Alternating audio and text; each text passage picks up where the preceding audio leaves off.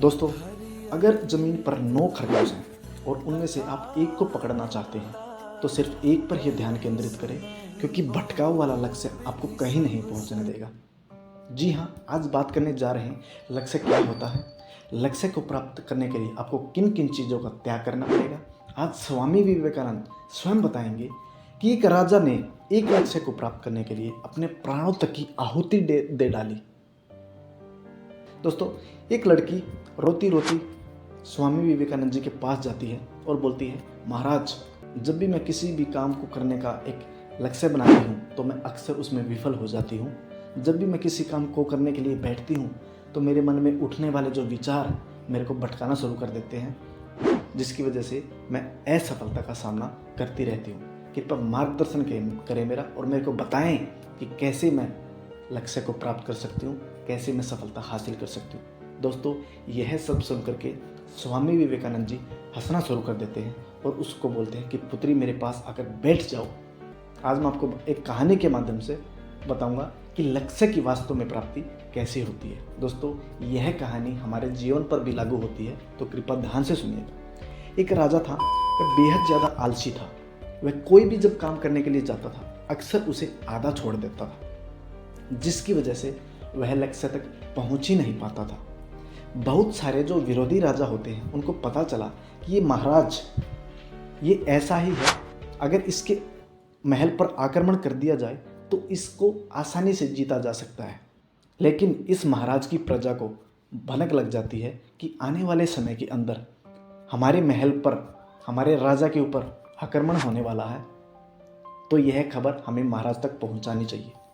जैसे ही कुछ सैनिक महाराज के पास गए और महाराज को बोला कि महाराज, आने वाला समय जो है हमारे लिए खतरा है, क्योंकि बहुत सारे राजाओं महाराजाओं की आपके महल पर काफ़ी भयंकर नज़र है, तो कृपया सचेत रहें और हमें कुछ ऐसा प्रशिक्षण दें ताकि हम विरोधी सेना को मुंह तोड़ जवाब दे सकें।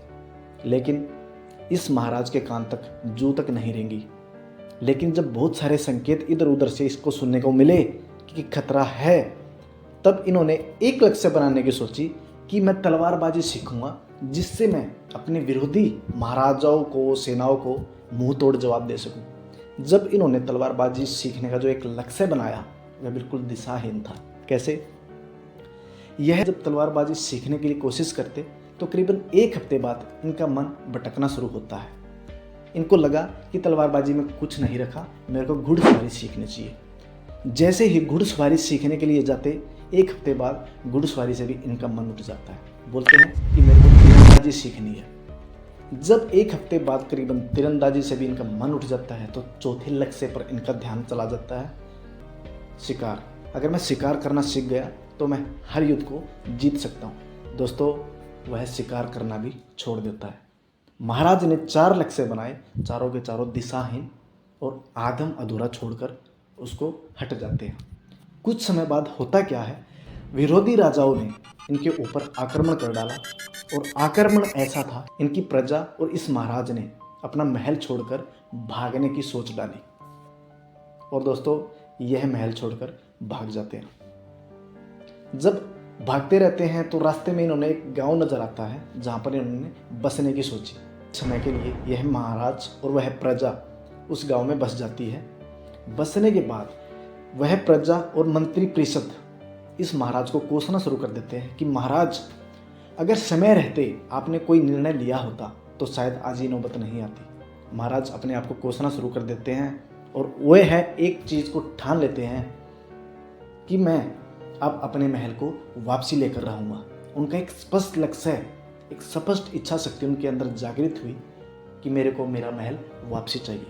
दोस्तों, लक्ष्य तो बिल्कुल क्लियर था, लेकिन आगे क्या होता है, ध्यान से सुनिएगा। जैसे जैसे महाराज ने सोचा कि ऐसा मैं क्या करूं जिससे मैं युद्ध जीत सकूं, फिर से इस महाराज के अंदर तलवारबाजी सीखने की इच्छा जागृत हुई और वह तलवारबाजी सीखने के लिए लग जाता है। साथ के साथ अपनी प्रजा को भी प्रशिक्षण देना शुरू करता है। निरंतर अभ्यास के कारण करीबन 8-9 महीने तक यह महाराज तलवारबाजी सीखता रहता है। दोस्तों, यह मानसिक रूप से और शारीरिक रूप से प्रजा के साथ इतना बलवान हो जाता है कि यह युद्ध जीतने के लिए अब तैयार है।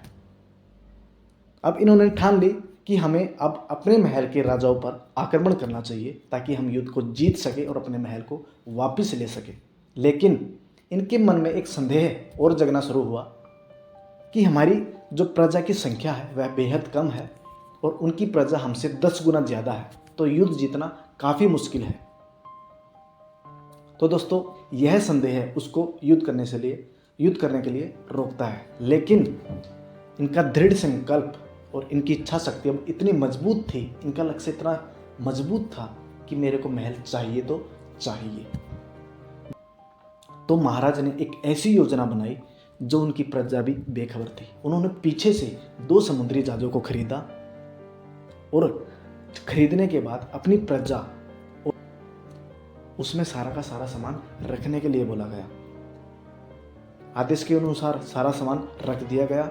अब वह अपने महल को जीतने के लिए निकल पड़ते हैं। दोस्तों कहानी में ट्विस्ट जब आता है, जब उनका महल जब चारों तरफ से पानी से घिरा होता है, तो वह महल के बिल्कुल सामने आ खड़े होते हैं और अपनी प्रजा को नीचे उतरने के लिए बोलते हैं।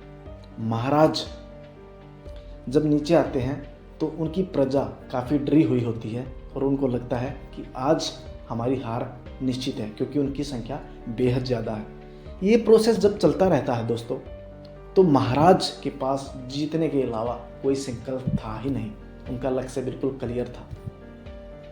वह अपनी प्रजा को मोटिवेट करने के लिए एक ऐसा उन्होंने काम किया जिससे आपके भी रोंगटे खड़े हो सकते हैं। दोस्तों सारा सामान उतरवाने के बाद मिट्टी के तेल से दोनों जहाज़ों को जला दिया जाता है और सारी की सारी जो उनकी प्रजा थी, उनके सैनिक थे, वह इस आश्चर्यचकित परिणाम को देखते रहे। और उनमें से एक सैनिक ने बोला कि महाराज अब तो हमारे दोनों जहाज भी जल गए हैं, अब हमारे पास भागने का कोई ऑप्शन नहीं है। तब महाराज ने एक ऐसा भाषण दिया, शायद आपके रोंगटे भी खड़े हो सकते हैं। उन्होंने बोला कि हमारे पास भागने के सारे रास्ते बिल्कुल बंद हैं। अगर हमें जीना है तो हमें जीतना होगा।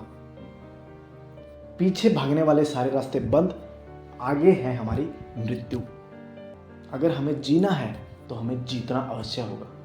अगर हम नहीं लड़े तो हमारी मृत्यु निश्चित है। आज हमारे साथ करो या मरो का नारा बिल्कुल अवश्य लेकर चलना है। दोस्तों यह सब सुनकर के प्रत्येक सैनिक के रोंगटे खड़े हो गए और प्रत्येक सैनिक के मन में स्पष्ट लक्ष्य आ गया कि अगर आज हम नहीं जीते तो हमारी मृत्यु निश्चित है। दोस्तों जब उनका युद्ध हुआ तो प्रत्येक सैनिक इतनी बहादुरी से लड़ा कि उनकी 10 गुना प्रजा को खदेड़ कर मार डाला और वह युद्ध जीत जाते हैं। दोस्तों तब उस महाराज और उस प्रजा को महसूस हुआ कि एक लक्ष्य का चुनाव क्या होता है। अगर हम एक लक्ष्य को निर्धारित करते हैं और उस पर निरंतर काम करते रहते हैं तो सफलता आपको अवश्य मिल सकती है। यही इस कहानी का मार्गदर्शन है।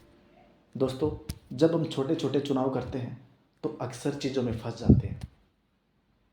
यही चीज़ मैं आपको कह रहा था। यह चीज़ सुनने के बाद वह लड़की खुशी खुशी स्वामी विवेकानंद जी के पास से चली जाती है, जैसे मैं आपके सामने से जा रहा हूँ। तो दोस्तों उम्मीद करता हूँ वीडियोस अच्छी लगी होगी। कृपया लाइक कीजिए, शेयर कीजिए एंड सब्सक्राइब करना मत भूलिएगा।